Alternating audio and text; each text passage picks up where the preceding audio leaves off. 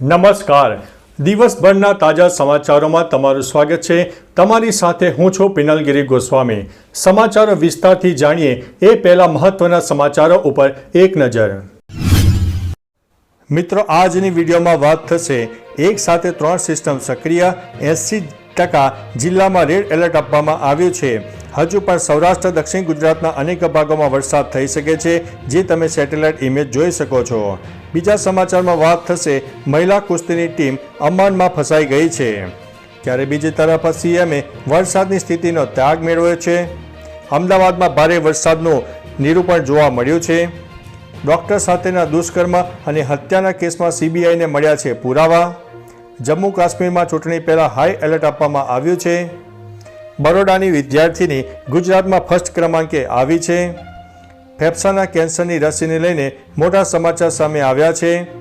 મહારાષ્ટ્રમાં યુપીએસને મંજૂરી આપવામાં આવી છે, એટલે કે યુનિફાઈડ પેન્શન સ્કીમને મંજૂરી આપવામાં આવી છે. ત્યારે આગળ વાત થશે કોલકાતામાં ડોક્ટર ઘોષના ઘરે સીબીઆઈનું સર્ચ ઓપરેશન હાથ ધરવામાં આવ્યું છે. શું તાપીમાં પૂર આવશે? આ વિસ્તારોને કરાયા છે હાઈ એલર્ટ. આ ગામમાં પડ્યો છે 10.5 ઇંચ જેટલો વરસાદ. ત્યારે બીજી તરફ અમદાવાદમાં ફરીથી વરસાદ શરૂ થયો હતો અને હજુ પણ વરસાદની આગાહી કરવામાં આવી છે. હવે મિત્રો, સમાચારો વિસ્તારથી જાણીએ તો અમદાવાદમાં છેલ્લા 2 દિવસથી વરસાદી માહોલ જોવા મળ્યો છે. ગઈકાલે બપોર બાદ ધોધમાર વરસાદ અનેક વિસ્તારમાં જોવા મળ્યો હતો. ત્યારબાદ રાત્રે ફરી એકવાર વરસાદી માહોલ જામ્યો હતો, જેના કારણે વાતાવરણમાં ઠંડક પ્રસરી હતી. મિત્રો, અન્ય મહત્વના સમાચારની વાત કરીએ તો આ ગામમાં પડ્યો છે 10.5 ઇંચ વરસાદ. ગુજરાતમાં આગામી 5 દિવસ હવામાન વિભાગે ભારેથી અતિભારે વરસાદની આગાહી કરી છે. તો બીજી બાજુ દક્ષિણ ગુજરાત અને સૌરાષ્ટ્રમાં ભારે વરસાદના પગલે જનજીવન પર માઠી અસર જોવા મળી છે. ત્યારે હાલ મોટાભાગની નદીઓમાં ઘોડાપૂરની પરિસ્થિતિ જોવા મળી છે. તો અત્યાર સુધીમાં ખેરા ગામમાં 10.5 ઇંચ વરસાદ ખાબકતા લોકોના ઘરોમાં પાણી ફરી વળ્યા હતા અને તમામ ઘરવખરી પલળી ગઈ હોવાનું સામે આવ્યું છે. મિત્રો, અન્ય મહત્વના સમાચારની વાત કરીએ તો શું તાપીમાં પૂર આવશે? આ વિસ્તારોને કરાયા છે હાઈ એલર્ટ. ઉપરવાસમાં ભારે વરસાદના પગલે ઉકાઈ ડેમમાંથી 1.95 ક્યુસેક પાણી તબક્કાવાર છોડવામાં આવ્યું છે. ઉકાઈ ડેમમાંથી પાણી છોડવામાં આવતા સુરતની તાપી નદી બંને કાંઠે વહેતી થઈ ગઈ હતી. ડિઝાસ્ટરની કચેરીના અધિકારીઓ દ્વારા સતત મોનિટરિંગ કરવામાં આવી રહ્યું છે. તમામ કર્મચારીઓને હેડક્વાર્ટર નહીં છોડવા માટે સૂચના અપાઈ છે. તો બીજી બાજુ લોકોને એલર્ટ રહેવા માટે પણ સૂચના આપી દેવામાં આવી છે. મિત્રો, અન્ય મહત્વના સમાચારની વાત કરીએ તો કોલકાતાનો કેસ, ડોક્ટર ઘોષના ઘરે સીબીઆઈનું સર્ચ ઓપરેશન. કોલકાતામાં સીબીઆઈની ટીમ રવિવારે ડોક્ટર સંદીપ ઘોષના નિવાસસ્થાને સર્ચ કર્યું હતું. આ સર્ચ ઓપરેશન લગભગ 12 કલાક સુધી ચાલ્યું હતું અને ટીમ રવિવારે સાંજે લગભગ 8:30 વાગ્યે સંદીપ ઘોષના ઘરની બહાર આવી હતી. સીબીઆઈની ટીમ જ્યારે દરોડા પૂરો કરીને ઘરની બહાર નીકળી હતી ત્યારે ડોક્ટર ઘોષના મુખ્ય ગેટ પર ઊભા હતા. આ સમય દરમિયાન સ્થળ પર મોટી ભીડ એકઠી થઈ ગઈ હતી અને લોકોએ તેમના વિરુદ્ધ ચોર ચોર જેવા સૂત્રોચ્ચાર પણ કર્યા હતા. મિત્રો, અન્ય મહત્વના સમાચારની વાત કરીએ તો મહારાષ્ટ્રમાં યુપીએસને મંજૂરી. કેન્દ્ર સરકારે યુનિફાઈડ પેન્શન સ્કીમ એટલે કે યુપીએસની જાહેરાત કર્યાના એક દિવસ પછી મહારાષ્ટ્ર સરકારે રવિવારે રાજ્યના કર્મચારીઓ માટે પણ આ યોજનાને મંજૂરી આપી દીધી છે. મહારાષ્ટ્ર પોતાના રાજ્યમાં આ કેન્દ્રીય યોજના લાગુ કરનાર પ્રથમ રાજ્ય બન્યું છે. મહારાષ્ટ્ર કેબિનેટે રવિવારે આ યોજનાને મંજૂરી આપી હતી.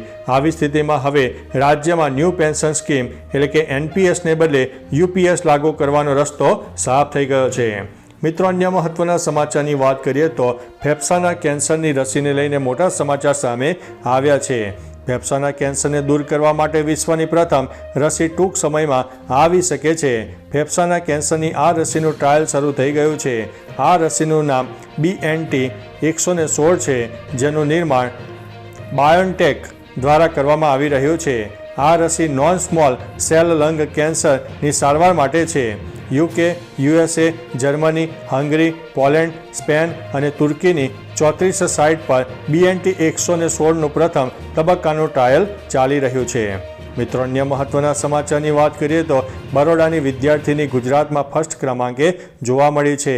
બરોડા મેડિકલ કોલેજની doctor Naisargi Raval NEET PG વર્ષ 2024માં લેવાયેલી પરીક્ષામાં ઓલ ગુજરાતમાં પહેલા અને દેશમાં ચોથા ક્રમે ઉત્તીર્ણ થઈ છે.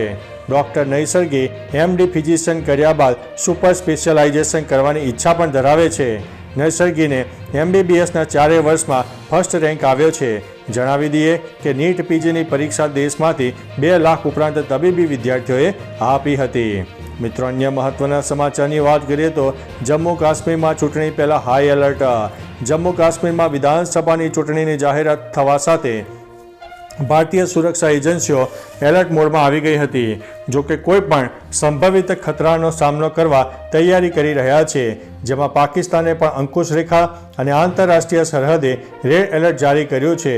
LOC નજીક આજ મુઝફ્ફર વિસ્તારમાં ભારતમાં ઘૂસણખોરી કરીને આતંકવાદી ઘટનાઓને અંજામ આપતી આતંકવાદી છાવણીઓ આવેલી છે.